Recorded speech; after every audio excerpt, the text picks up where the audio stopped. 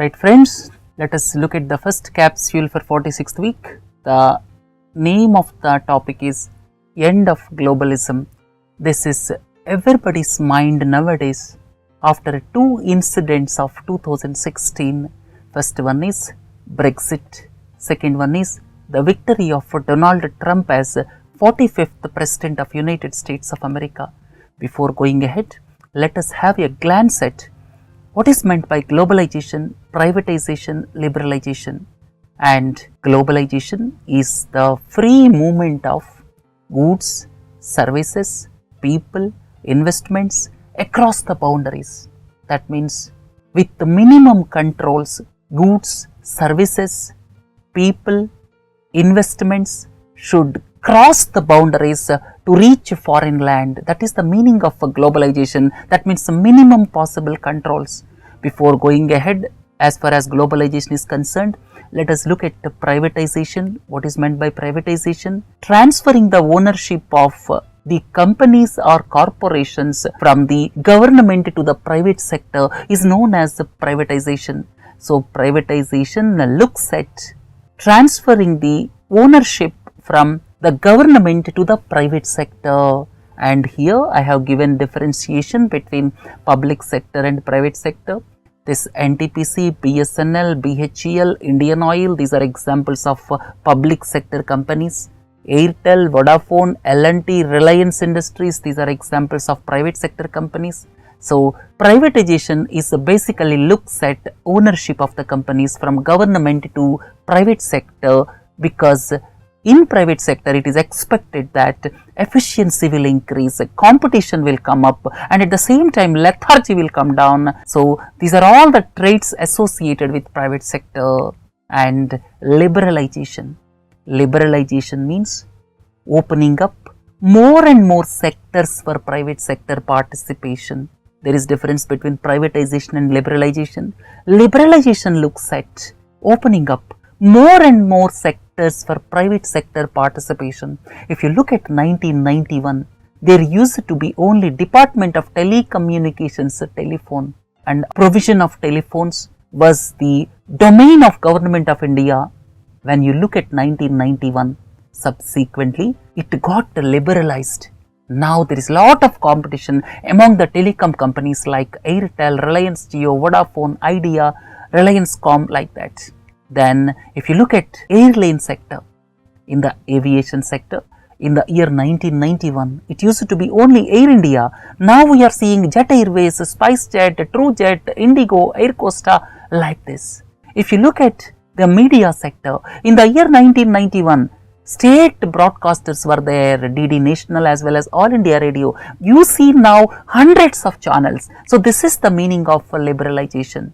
Now, if you want to illustrate me the globalization, you see Chinese exports to United States of America are in the range of $450 billion. I am talking about mercantile exports, exports of goods to America from China.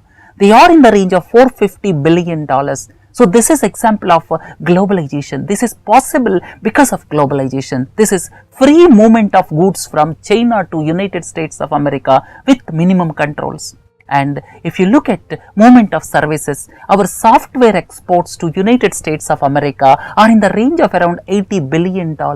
This is made possible because of globalization, that is free flow of services. Then if you look at the movement of people, several Indians are working in the Google headquarters in America. In America, in the Google headquarters or Facebook headquarters or Microsoft headquarters, several Indians are working. This is movement of people. So, these are all examples of globalization, right? So, during the past 30 years, globalization flourished across the world. Among the developed countries as well as developing countries, globalization flourished. And the biggest problem of this globalization is, one is wealth disparities increased. If you see today, top 1% people in our country, hold almost 50 to 60% of the total assets. It is the case with several countries, and the middle class people and the people whoever are affected due to the globalization, especially in the manufacturing sector, feel that globalization is responsible for their state of affairs, and at the same time it is also responsible for widening rich-poor gap. If you look at the west coast of United States of America, northeast of United States of America, they are richer in comparison to Midwest states. So this is because of globalization. You look at the first instance, case 1, what happened? Brexit. People want to come out of European Union. Who voted for Brexit? Less educated, older and poorer people, working class people, in the rural hinterland, farm laborers, they are all voted for Brexit, right? So this is the first instance which indicates that the affected people are not in favor of globalization, right? And if you look at the election of Donald Trump as 45th president of USA, look into this. The rich people of West Coast as well as Northeast voted for Hillary Clinton, and the people from Midwest states as well as Rust Belt, which are affected because of collapse of manufacturing sector, predominantly voted for Donald Trump. So this also clearly indicates that people are not in favor of globalization, at least the affected people. And if you look at another instance, nationalist tendencies are increasing in France also. And it is $1 million question whether European Union will be in the same shape after 10 years down the line.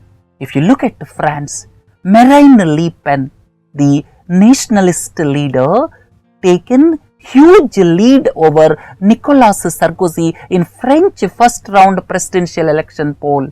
And there is every possibility that Marine Le Pen may be elected as the president of France in the 2017 elections, and this is because of nationalist tendencies in France. And if you look at the other aspect, that is in Germany, people are not happy with the migration policy of Angela Merkel. Angela Merkel allowed around 10 lakh refugees from Syria, Afghanistan, but people are not happy with the development, and already nationalistic tendencies, that means nativistic tendencies as well as sons of the soil tendencies are brewing across Germany also, right? So there is no exception. In several countries, this sons of the soil concept is taking roots. When you look at UK, when you look at United States of America, when you look at France, these tendencies are quietly evident, right? And what will happen to the world now? We will discuss these aspects before closing this lecture. What will happen to the world now? The first and the foremost important point is global mercantile trade. Global mercantile trade is reducing drastically in recent times, and at present the trade growth across the countries is lesser than the GDP growth in the world. Normally, the mercantile trade growth is higher than GDP. It is almost 1.5 times. It should be 1.5 times that of GDP. But now, unfortunately, it is trailing GDP. When the global GDP is expected to grow at 2.5 to 3%, the global trade growth is expected to be around 1.5 to 2%. It indicates that the global trade growth may further decline in the years to come. Then second point, nativism, protectionism, ultra-nationalism, anti-globalization, sons of the soil concept, these are going to become the buzzwords in the future. Then political parties may try to exploit the situation under the ultra-nationalistic flank, and this is going to have more resonance among the people whose lives have already been affected, right? Then if you look at other point, the biggest problem will be for European Union. European Union may not be the same. Now UK is going to leave shortly, and after that nationalistic tendencies are expected not only in France but also in Spain, Greece, several countries may opt out of European Union in future. And globalization has taken roots prominently during the past 30 years. You can say globalization has taken roots from around 1980s almost across the world, not only in developed countries but also in developing countries. And the countries dependent on commodities exports or manufacturing exports may be affected. The countries, especially African countries, some of the African countries are dependent on commodities exports. Not only African countries, even Brazil in South America is dependent on commodities exports, and these countries are going to be affected badly. Then if you look at other aspects, international development financial institutions, all of you are familiar with World Bank as well as IMF. Their main policy is capitalism and globalization. These multilateral lenders works with the principles of capitalism and globalization, and these institutions may lose their sheen once globalization takes a back seat. And if countries adopt protectionist policies, then what will happen? There is every possibility that lethargy and subsequent corruption may crop into the governance of some countries. When protectionist policies are adopted, then there will not be global competition. When there is no global competition, what will happen? Then lethargy may crop in some countries, and ultimately corruption may grow. Then if you look at India, Indian software companies may be affected, and they have to redraw their strategies, basically concentrating on Digital India program, because India has got vast customer base. Then if you look at foreign remittances, India is the country which is receiving the highest foreign remittances at around $70 billion, followed by China, Philippines, and India's foreign remittances may reduce, which will have some effect on the current account deficit of the country, right? Countries like China have to look at the consumption driven growth. Already China reoriented their strategy from export led growth to consumption driven growth. So this is the need of the hour for China. Then most important aspect is free trade agreements already in existence as well as in the development stage may suffer, and at this juncture it is not known whether TPP will survive or not.